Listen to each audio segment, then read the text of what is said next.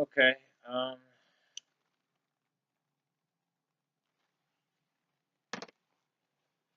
I got a request or a challenge, I guess both, from a Roman Catholic. Tell me which looks better, this or just with the bandana. I'll leave it on.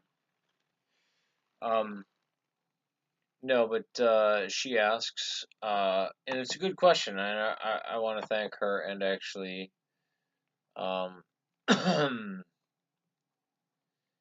give her the kudos that she deserves. Um,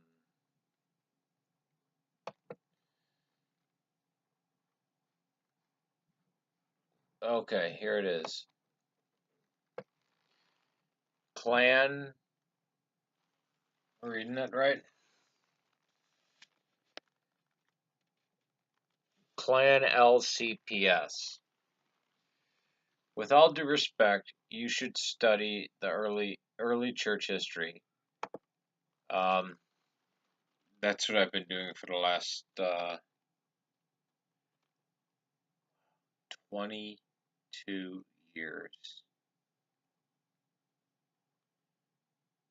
Yikes. I'm so used to saying like 10 or 15, but 22 years. That's actually kind of depressing. It is very depressing. It just reminds me of my mortality, but let me get away from that for a minute. The Pope had authority to force the Patriarch Dionysius of Alexandria to explain his trinitarian teachings, to force the Patriarch of Antioch to not support Novationism, as Pope Clement did to force Corinth to um, reinstate priests and bishops. It was the Pope who overruled the Second Council of Ephesus and the Arian Council of Rimini, even when the majority of bishops supported these heresies and much more. There was a time when the Pope of Rome was an Arian. Do you realize that? Um, there was a period, it was known as Athanasius Contra Mundo, where most of the world's bishops were Arian. Furthermore, Orthodoxy um, always declared by the Church of Rome was always declared by the Church of Rome. We see the effect of the Orthodox Church not having an authoritative voice today. They promote immorals such as contraception, divorce, and remarriage. Let me deal with those three things. Contraception can be used. The cycle of not wanting to get pregnant. Um, and in some cases, autonomy was granted for contraception, not abortion, contraception. For people with like 11, 12 children living in an extremely poor area. But as a Christian, they do need man and woman must come together. Um,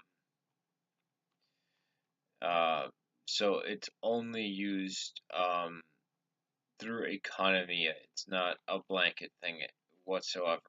Um, and it must be advised and uh, looked over, right? Just like some procedures that would technically fall under the category of abortion are actually surgery because, um, let's say, the child died, yet its liver and its part of its heart is still beating and it's become cancerous, but its brain dead, doesn't have legs, doesn't even have a brain stem. Would you consider that an abortion? Well, it is kind of, but trying to save the life of the mother, and there's no chance to save the life of this 4-month-year-old unborn child, as tragic as it is.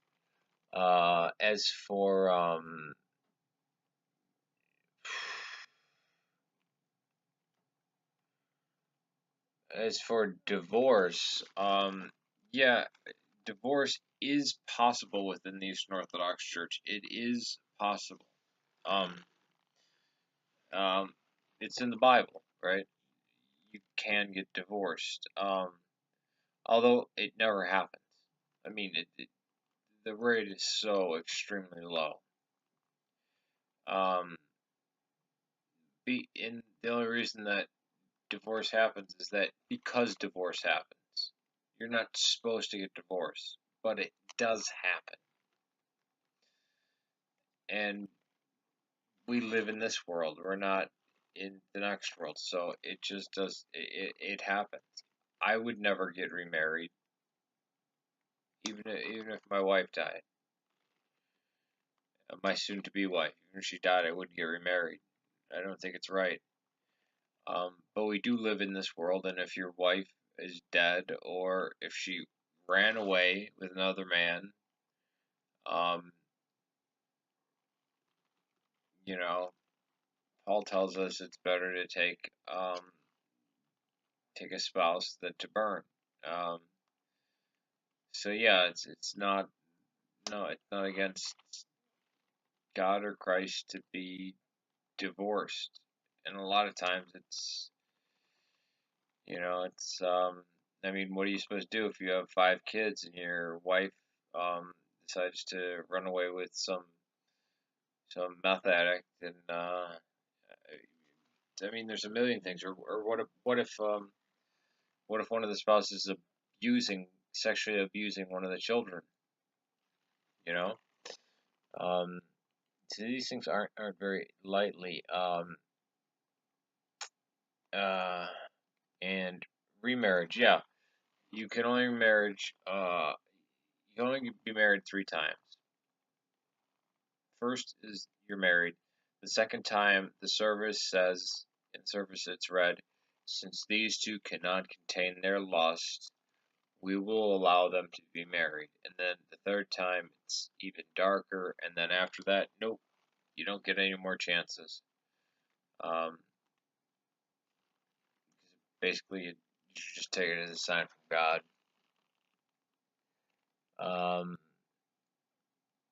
Some bishops approve of abortion. This I actually have a very visceral response to. No. Unless it's the case that I stated before, where the child didn't have lungs or a brain and was basically just cancer inside of a pregnant woman, and a pregnant woman's body is it's the best place for cancer to thrive. But no, if a bishop who is an overseer of the Eastern Orthodox Church were to advocate for abortion, he does not need to be called into the office of the Metropolitan or the Patriarch. He's automatically anathematized. Automatically. And again, we have lower abortion rates than Western Christians, even Roman Catholics. We have a lower divorce rate as well. But yeah, no, abortion is probably the most evil thing on the face of the earth. And some teach heresy, like the theology of Gregory of Palamas, which the separation of essence and energy of God, and there is no agreement on doctrine. Well, the essence of God stands outside of space and time, right? And it's the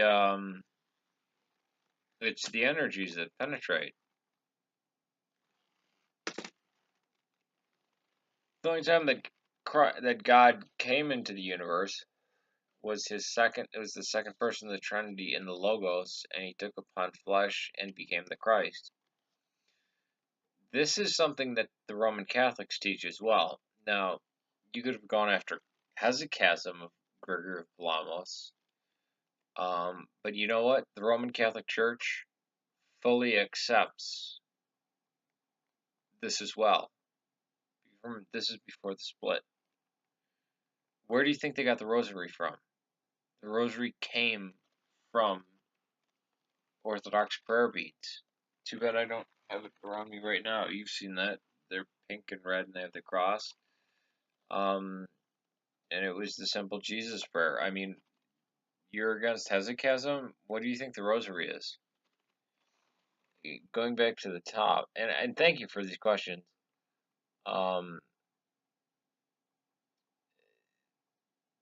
The Pope and his authority. Let's get to that. All right, because this is if you read the early church fathers, very early. First Clement to the Corinthians, he mentions a multitude of elders, not a single pope.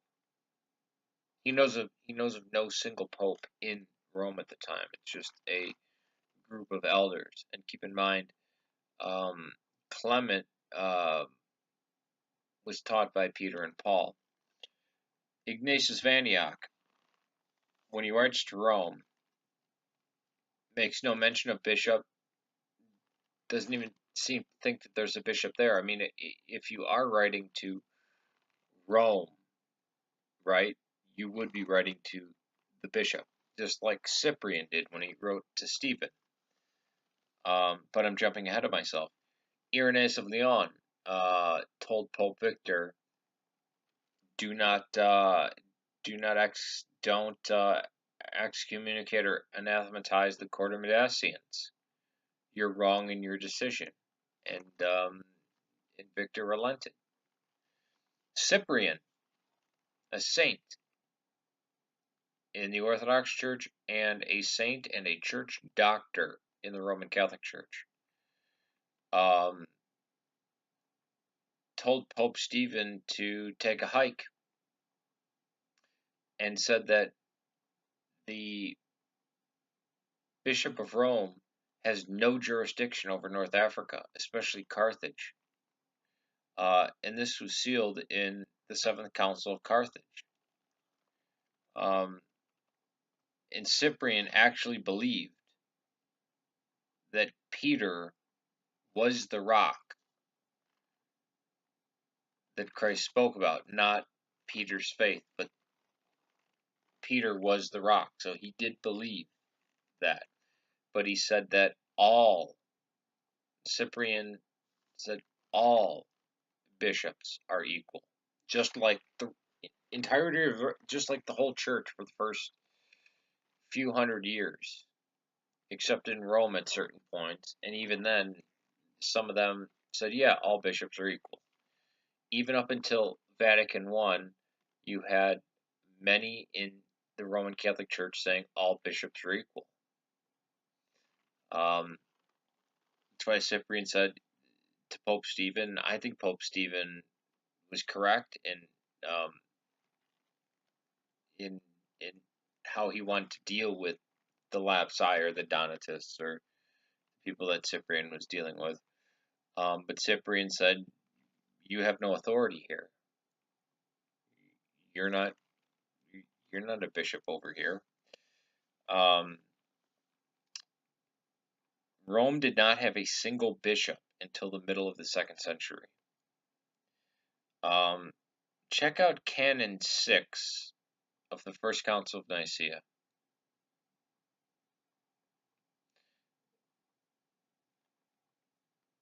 The Pope of Rome does not have any jurisdiction outside of Rome. Check out the 6th canon of the Council of Nicaea. Tertullian, when he was railing against the Pope, he called him Pontifex Maximus and Bishop of Bishops, which were insults. They were pagan titles. They only got adopted 1,000 years after Tertullian died, because they were taken out of context. Now let me read you something. All right. Now this is by Gregory Nazianzus, so it carries a lot of weight. Having gone over every office in the church, he has entrusted presidency over the people, which is the same as saying the ruler of the whole world. Now, I cannot say whether he received the priesthood as a reward of his virtue or to be the source of light of the life of the church. The Patriarch and Pope. He was speaking of Athanasius of Alexandria, not the Pope of Rome. That's who Gregory Nazianzus was calling the Patriarch and Pope of the Church, and basically the ruler of the world.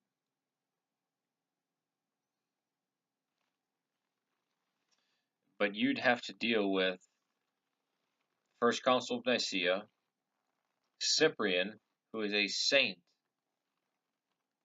and a church doctor in the Roman Catholic Church, Irenaeus of Lyon, Ignatius of Antioch, and Clement, as well as the Seventh Council of Carthage. I also mentioned Cyprian. Yeah, there was not a single person who was there. It was a group of elders, but the one place where we know that there was a pope, one guy, and then after him came another, was Antioch. And we know Peter was the first bishop of Antioch. And so was Ignatius, and then John. So, no, abortion is an abomination, and it will never be accepted by the Orthodox Church. I invite more questions. I hope you have more questions to ask me. If there's something I didn't answer, please ask it again. Peace to you, and please pray for the Christians persecuted in Egypt, Syria, and Ukraine.